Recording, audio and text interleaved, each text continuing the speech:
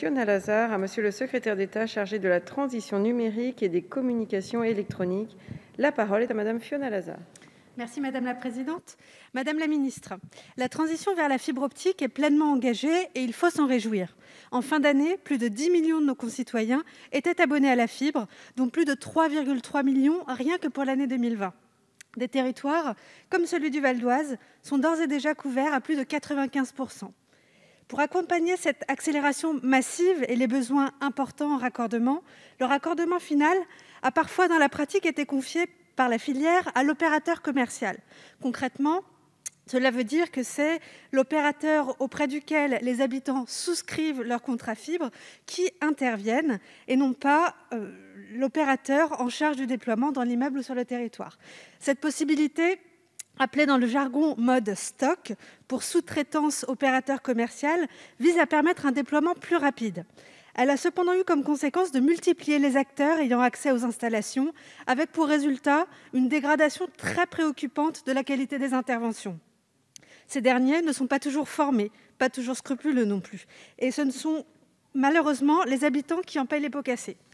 Cela fait 2 ans que je suis mobilisée auprès de l'Arcep, auprès des opérateurs, auprès des habitants, auprès du gouvernement bien entendu. Les collectivités, les collectifs citoyens tirent eux aussi la sonnette d'alarme.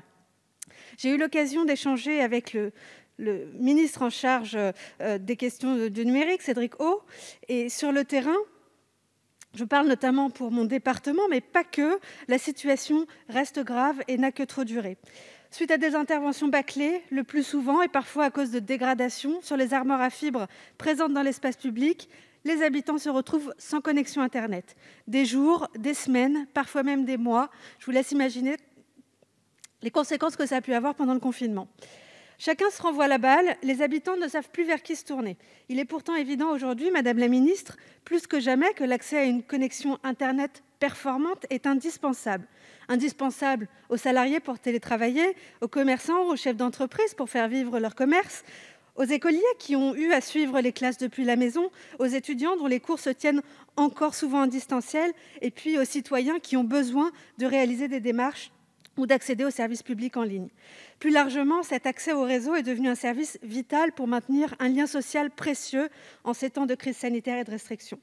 Après les nombreuses alertes que j'évoquais, il faut saluer les efforts engagés par l'Arcep et la filière, et notamment les accords professionnels obtenus en mars 2021 qui visent à mettre en place de nouveaux protocoles.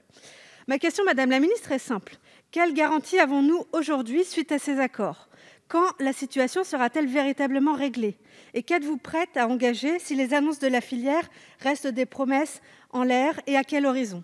J'ai eu l'occasion de proposer un certain nombre de propositions législatives et réglementaires concrètes au gouvernement pour responsabiliser davantage la filière et garantir un meilleur service aux habitants.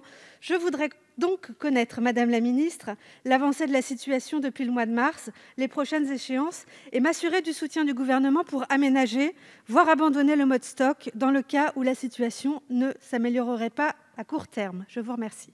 Merci, chers collègues. Madame la Ministre, vous avez la parole. Merci Madame la Présidente. Madame la députée Lazard, vous avez voulu appeler l'attention du gouvernement sur les difficultés que présentent les raccordements à la fibre optique réalisés, comme vous l'avez rappelé, dans le cadre du mode de sous-traitance opérateur commercial, dit mode stock. L'ensemble des acteurs publics a parfaitement conscience de l'accroissement des difficultés et des signalements depuis 2019 concernant la qualité des raccordements à la fibre optique. Face à ce constat, l'Arcep, que vous connaissez bien, a pris l'initiative de réunir les opérateurs d'infrastructures et les opérateurs commerciaux au sein d'un même groupe de travail dédié à l'amélioration rapide des interventions en mode stock. Dans ce cadre, des évolutions techniques ont d'ores et déjà été convenues et sont en ce moment même en cours de mise en place, notamment dans un souci de traçabilité plus précis et surtout de contrôle plus effectif des interventions. Les contrats de sous-traitance ont également pu être mis à jour afin de responsabiliser plus encore les opérateurs commerciaux et leurs sous-traitants. Ces évolutions contractuelles, qui ne sont pas anodines, permettent désormais de prévoir une sanction de l'opérateur commercial en cas de malfaçon ou de dégradation des installations, ou encore en cas de non-respect des règles de sous-traitance établies dans le contrat. Vous l'avez mentionné, Madame la députée Lazard, l'année 2021 a vu aboutir des accords majeurs entre opérateurs visant à améliorer la qualité des raccordements et à garantir la pérennité des réseaux fibrés Ces discussions ont déjà pris beaucoup de temps et il est nécessaire désormais que tous les opérateurs concluent assez rapidement ces accords, voire très rapidement. L'Arcep a indiqué sa volonté d'intervenir pour faire aboutir les signatures de ces accords par l'ensemble des opérateurs. Et nous suivons le dossier de très près à Bercy, et notamment le secrétaire d'État Cédric O. Nous restons évidemment attentifs au fait que leurs effets se matérialisent très prochainement, notamment le dispositif de sanctions. Si ces accords devraient se montrer insuffisants, une piste d'évolution du cadre réglementaire pourrait alors être étudiée.